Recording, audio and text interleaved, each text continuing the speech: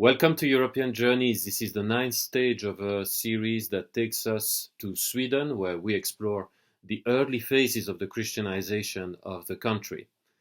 For this stage, we are going to the capital region, Stockholm County that is, which you can see on the map, and we are going to zoom in.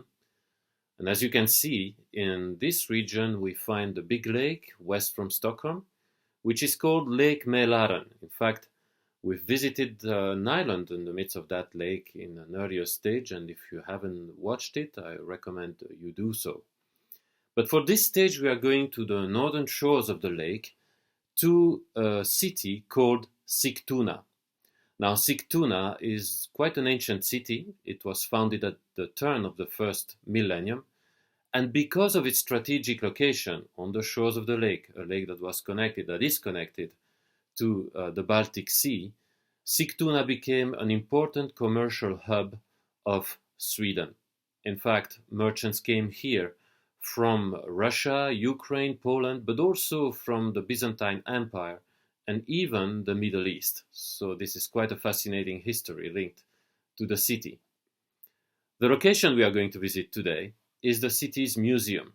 Now, the city's museum is located near the old town. It is a red wooden house. It's a beautiful place. And inside the museum, we find some of the testimonies of this commercial history, of this early commercial history of Sigtuna. In fact, some of the earliest coins minted in Sweden are found here. And some of the oldest ones, in fact, have the face of an ancient king, a name that we've already encountered in previous stages, minted on those coins, and his name is Olof Konung. Now, finding the face of a king on a coin, that's nothing surprising. In fact, this was something practiced for centuries, if not millennia, in ancient history. But what did it mean, really, to have the face of a king in a coin? Well, in fact, if we open the Bible, we find an interesting story, an interesting conversation that happened between the Pharisees and Jesus Christ. Now, the Pharisees were a Jewish group that was quite opposed to the Roman occupation of Israel at the time, and they were also opposed to Jesus Christ, so they tried to trip him with tricky questions. And so they came and asked him, to whom should we pay our taxes? And Jesus answered by taking a coin, asking for a coin, for a Roman coin, and asking them, well, whose face is minted on this coin? And the answer obviously was, well, this is Caesar. And so Jesus famously answered, and that's something that has a phrase that has come into the common language today, give back to Caesar what belongs to Caesar, and give back to God what belongs to God. Now, in fact, having the face of Caesar on a coin meant that Caesar was, as it were, lord over the economics of the Roman Empire. That is, that all the wealth of the Roman Empire ultimately belonged to him. That was the message that was communicated through these coins. And this is a message that continues to go through history up until the king of Sweden, Olof Konung. So, in a way, Olof Konung is declaring that he is the lord of the economics of Sweden. So nothing seems to change really, even though Olof becomes a Christian. He's the first Christian king of Sweden, as a reminder. His father, in fact, had been baptized in the Christian faith but relapsed into paganism, and he is believed, his father, Eric the Victorious, to be the founder of the city. That's just as a parenthesis. So nothing seems to change with these coins. We still find the face of Olof Konung, and the message still seems to be the same as in ancient Roman times.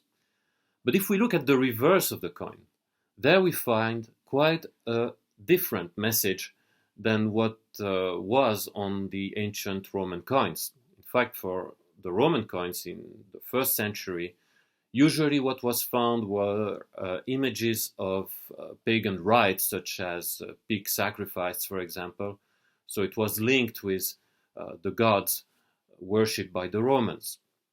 But for Olofskötkonung, for the time of Olofskötkonung, for this coin in particular, what we find on the reverse is a cross. And that is a significant change, because in fact the cross points back to Jesus Christ. Now Jesus Christ is Lord of Lords, he is King of Kings, he is the Lord of all. And so he is also proclaimed through the reverse of the coin to be Lord of the economics of Sweden. So even though Olofskötkonung understood himself to be Lord somehow, he was not the Lord of Lords.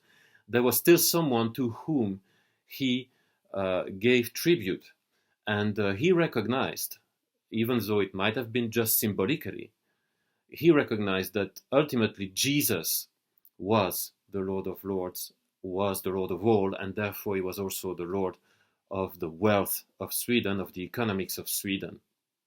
Well, in fact, the Christian worldview did not only inspire Olofskötkonung to put the cross on the reverse of the coin.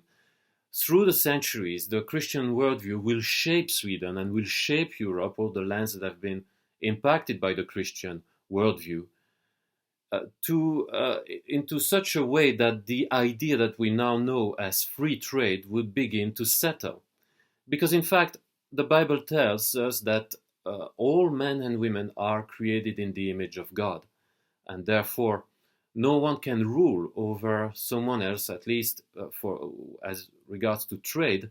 No king has the right really to claim that all the wealth belongs to him.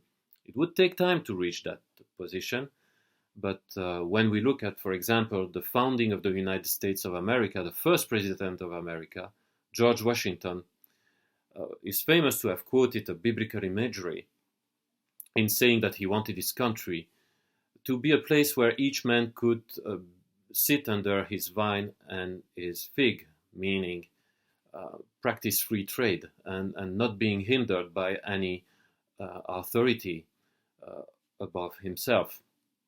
This is the idea of free trade that began to spread because of the Christian worldview. And even though at the time of Olofskötkonung, we are at the beginning of the 11th century, this seemed to be just a symbolical change. A symbolic change.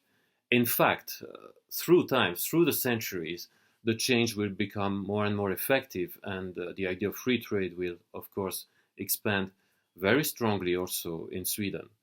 So even in the history of economics, we can see that Christianity has a huge influence on Sweden, and here again, we find this first Christian king of Sweden, Olofskötkonung, being a significant part, writing a significant part of the history of the country.